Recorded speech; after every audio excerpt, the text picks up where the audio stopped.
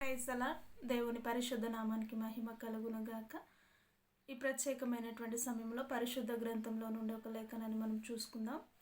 గలతీయులకు రాసిన పత్రిక 6వ అధ్యాయము 7వ వచనాన్ని చూసినట్లయితే, గలతీయులకు రాసిన పత్రిక 6వ అధ్యాయము 7వ వచనాన్ని మనం చూసినట్లయితే, మోసపోకుడి, దేవుడు వెక్కిరింపబడడు, మనుష్యుడు ఏమి విత్తునో ఆ పంటనే కోయును.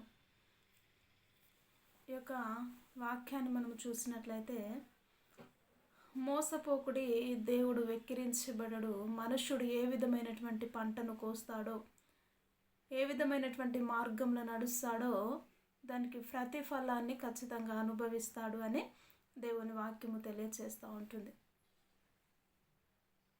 కదా. అయితే ఇందులో మనము గమనించినట్లయితే, మనుష్యుడు 2 రకాల విత్తనాలు విత్తగలడు అని మనము గమనించుకోవచ్చు. విత్తనాలు అనగా ఏంటి? మన నోటిలో నుంచి వచ్చే ప్రతి మాట, లేక మన శరీరంలో నుంచి జరిగించే ప్రతి కార్యము, అవి మంచిది ఉంటుంది, చెడ్డది ఉంటుంది. ప్రతిదానికి దేవుడు తను లెక్క చెప్పట్లేదు, కానీ నువ్వు చేసిన క్రియలను బట్టి అది నీవే ఏ విధముగా అనుభవిస్తావో, నువ్వు చేసిన కార్యములను బట్టి నీవే ఏ విధముగా బయలుపరచబడతావో దేవుడు స్పష్టముగా వ్రాసి ఉంచాడండి. ఏ విధముగా మనం చూసినట్లయితే, ఎవరు మోసపోవాల్సిన పని లేదు.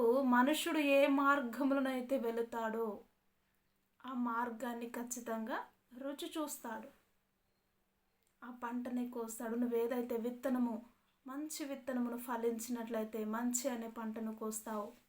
ఒకవేళ అబద్ధము, ఈర్ష, అసూయ స్వభావముల చేత నీ యొక్క హృదయము నింపి, ఒకవేళ గర్వము, అహంకారం అనే స్వభావము, అలాంటి విత్తనములు నువ్వు ఎప్పుడైతే విత్తుతావో ఆ పంటనే నువ్వు కోస్తావు. నువ్వు ప్రేమను, శాంతిని, సమాధానమును, దీర్ఘశాంతమును, దయాలుత్వమును, మంచితనమును, ఆశా నిగ్రహాన్ని నువ్వు ఎప్పుడైతే కలిగి అలాంటి మంచి ఫలమును నువ్వు విత్తుతావో ఆ పంటనే కోస్తావు.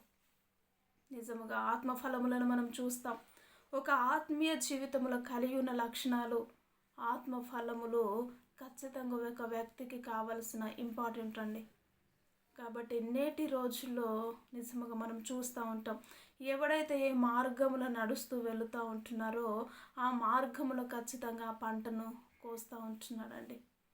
దేవుడు ప్రతిదానికి స్పష్టంగా మనకు పరిశుద్ధ గ్రంథంలో రాసి ఉంచినాడు. ఏమని అంటే, ఇదిగో నువ్వు ఏ విషయంలో మోసపోవలసిన పని లేదు. నువ్వు ఏదైతే విత్తుతావో, నువ్వే మార్గంలో అయితే నడుస్తావో ఆ పంటను, ఆ కార్యములను నువ్వు జరిగించడానికి సిద్ధముగా ఉన్నావు. దేవుడు ఖచ్చితంగా దానిని నువ్వు అనుభవించే విధముగా చేస్తావు. కాబట్టి ఈ లోకంలో మనము మంచి ఫలాలను, మంచి విత్తనములను విత్తాలి. మోసపోకూడదు, మోసపరచకూడదు. అనేకులను మోసగించే విధముగా మన జీవిత విధానము, మన మాట తీరు, మన అబద్ధపు మాటలు కూడా ఉండడానికి వీల్లేదండి.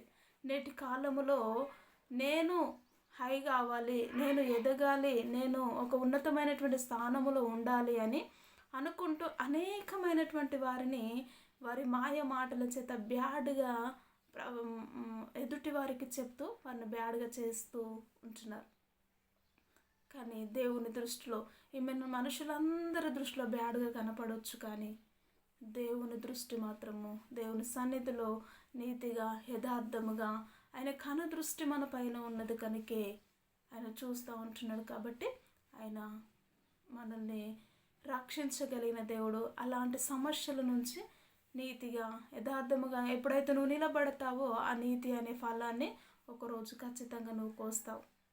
మనము యోసేపును చూసినట్టయితే, యోసేపు ఫలించేడి కొమ్మగా ఏ విధముగా ఉన్నాడో మన జీవితంలో కూడా దేవుడు అలాంటి ఫలించేటి కొమ్మలుగా ఉండాలి అంటే నిజముగా మనము మంచి ఫలాలను, ఆత్మ ఫలములను ఫలించే విధముగా మన జీవితం ఉండులాగున ప్రార్థన చేసుకుందాం. ప్రతి ఒక్కరు ఏకీభవించినట్లయితే, సకల ఆశీర్వాదములకు కారణభూతుడా, నిజముగా మోసపోకుడి, మనుషుడు వెక్కిరించబడడు, కానీ ఏదైతే విత్తుతావో ఆ పంటను కోస్తావు అని నీ వాక్యము తెలియచేస్తూ ఉంటుంది.